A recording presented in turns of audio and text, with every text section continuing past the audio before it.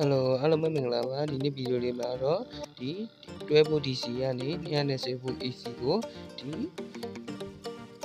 IC အကူမပါဘဲနဲ့ transistor နဲ့ MOSFET နဲ့ပဲသုံးပြီးတော့ဒီလိုနည်းလေးကိုဒီနေ့ဗီဒီယိုလေးမှာတင်ဆက်ပေးသွားမှာဖြစ်ပါတယ်အဲ့တော့ဗီဒီယိုလေးကိုစိတ်ဝင်စားတဲ့ဆိုတော့ဆုံးဖြတ်လိုက်ပါကြည့်ရှုပေးကြပါဗီဒီယိုတစ်တဲ့တိုင်းကြည့်အောင်ကျွန်တော် channel လေးကို subscribe လုပ်ထားပေးဖို့ပြည့်တယ်နော်အဲ့တော့ရုံးဆုံးကျွန်တော်တို့ IR F44 နှလုံးလုံးမယ်ပေါ့နော်အပြီးရင်တော့ဒီ C945 transistor ပေါ့နော်ဒီကောင်ကတော့ထိပ်ဆုံးပင်က emitter အလဲပင်က collector ဒီနောက်ဆုံးပင်ကတော့ base ပဲဖြစ်ပါတယ်ကောင်ကလည်း emitter collector base ပါပဲအဲ့တော့ emitter နဲ့ကဒီ MOSFET ရဲ့ source pin ကိုဆက်မယ်အဲ့ဒါပြီးတော့ဒီမှာ 1K resistor နဲ့ဒီ transistor ရဲ့ဒီ collector pin ကိုဆက်မယ်နော်နောက်တစ်လုံးနဲ့လည်းဒီလိုပဲဆက်မယ်ပြီးရင်တော့ဒီမှာ 30K ပေါ့နော် 30K resistor နဲ့ base pin နေရာလေးဆက်မယ်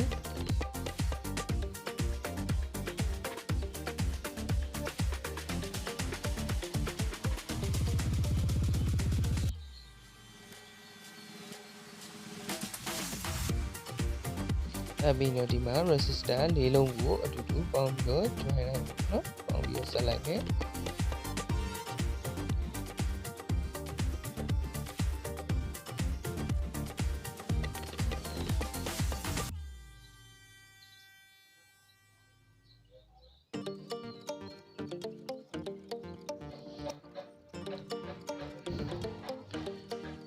ဆက်ပြီးတော့ဆိုရင်ကျွန်တော်တို့ collector pin ကနေဒီ transistor ရဲ့ collector pin ကနေ MOSFET ရဲ့ base pin ကိုလာဆက်မယ် gate pin ကိုလာဆက်မယ်ပေါ့နော် MOSFET ရဲ့ gate pin ကိုလာဆက်မယ်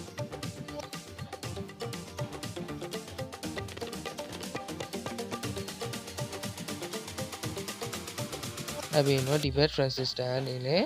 ဒီဘက် transistor ရဲ့ collector အနေနဲ့ဒီမှာ gate pin ကိုလာပြီးဆက်မယ်ပေါ့နော် MOSFET ရဲ့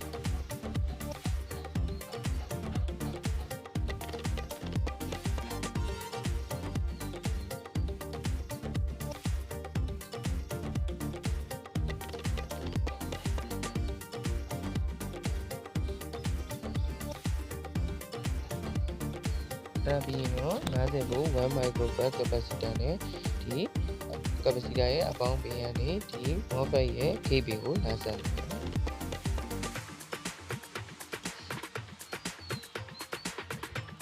ယ်ပြီးတော့ဒီဘက် MOSFET မှာလည်း50 volt 1 microfarad capacitor နဲ့အပေါင်းပင်နဲ့လာဆက်မယ် gate pin အဲ့ပြီးတော့ဒီမှာ MOSFET ရဲ့ source pin တွေပေါ့နော် source pin တွေကိုအတူတူဆက်လိုက်မယ်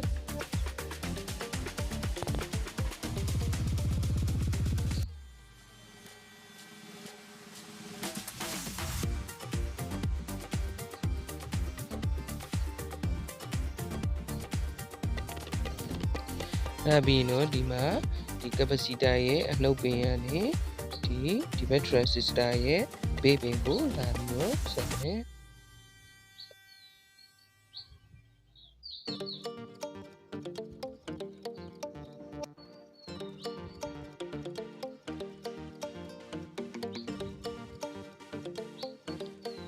ပြီးတော့ဒီဘက် transistor ရဲ့ base pin ကနေလည်း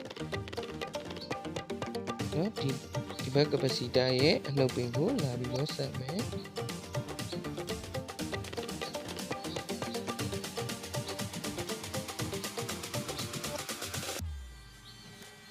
ပြီးတော့ဒီမှာ 1202 220 volt 3A transformer လေးတစ်လုံးလုံးပဲပေါ့နော်ဒီကောင်ရဲ့တွဲပင်ကဒီမှာ MOSFET ရဲ့ drain pin ကိုလာဆက်မယ်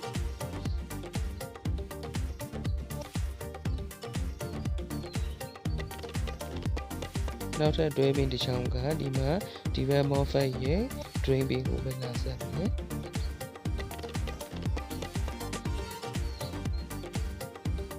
ပြီးတော့ဒီမှာ 0 pin ကတော့ဒီ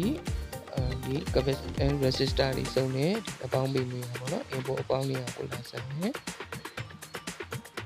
ပြီးတော့ဒါကတော့တွဲဖို့ input အနှုတ်နေရပဲဖြစ်ပါတယ် MOSFET ရဲ့ source pin ပေါ့နော်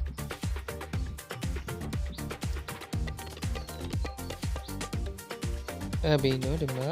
တွဲဖို့ input အပေါင်းပေးပဲဖြစ်ပါတယ်ဒါကတော့ဒီ resistor လေးစုံတဲ့နေရာပေါ့နော်အဲ့ပြီးတော့ဒီမှာတွဲဖို့ 4A ပေါ့နော်ဒီ cycle battery နဲ့ကျွန်တော်တစ်ချက်စမ်းကြည့်မယ်ပေါ့နော်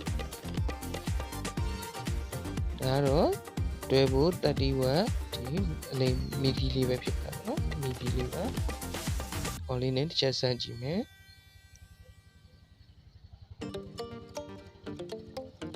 နော်ဘာသာဆိုလို့ရှိရင်တော့ဒီမှာလင်းနေပြီပေါ့နော်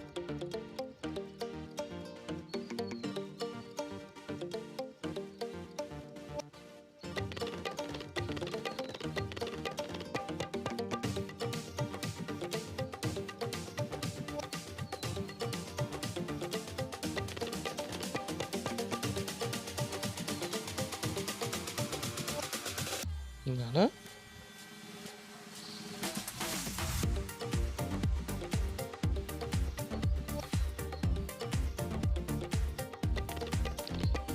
အဲ့ဒီတော့ဒီကောင်လေးကိုတစ်ချက်ကျွန်တော်တို့ဒီအောက်ပုတ်ပိုးတွေကိုတစ်ချက်စမ်းကြည့်မယ်ပေါ့နော်အဲ့တော့ဒီမှာမာတီမီတာရဲ့ AC ဖိုးနေရာမှာထားမယ်လက်တံလေးနှစ်ချောင်းကိုဒီမှာပလက်ကိုပို့လိုက်ပေါ့နော်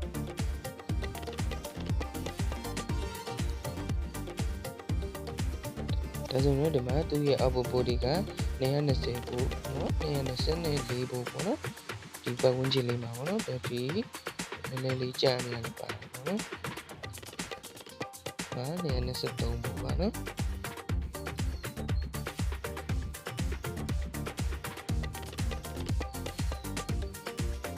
ဒါဆိုရင်ကျွန်တော်ပဲကျန်နေဖြစ်တဲ့အတွက်အောက်ပုတ်ပိုးတွေတိတ်မငြိမ်းလို့ပေါ့နော်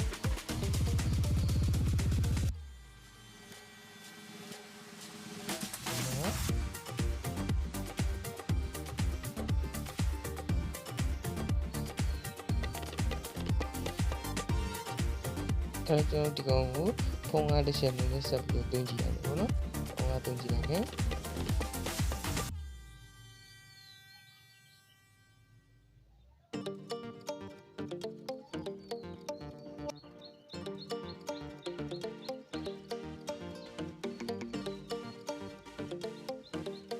နော်အားဝင်နေပြီ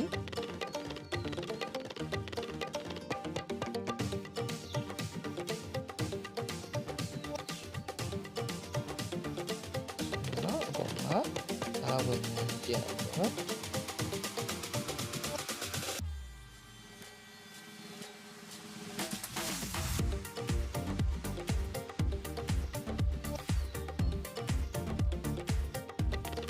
နော်ကျွန်တော်ချုပ်လိုက်ပြီနော်အပြန်ဝင်နေပါပြီ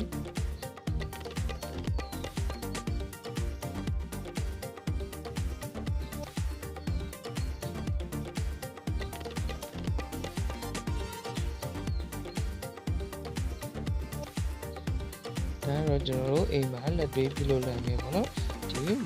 IC မပါဘဲနဲ့အိမ်မှာအလွယ်တကူပြုလုပ်နိုင်မယ်100 watt inverter circuit လေးပဲဖြစ်ပါတယ်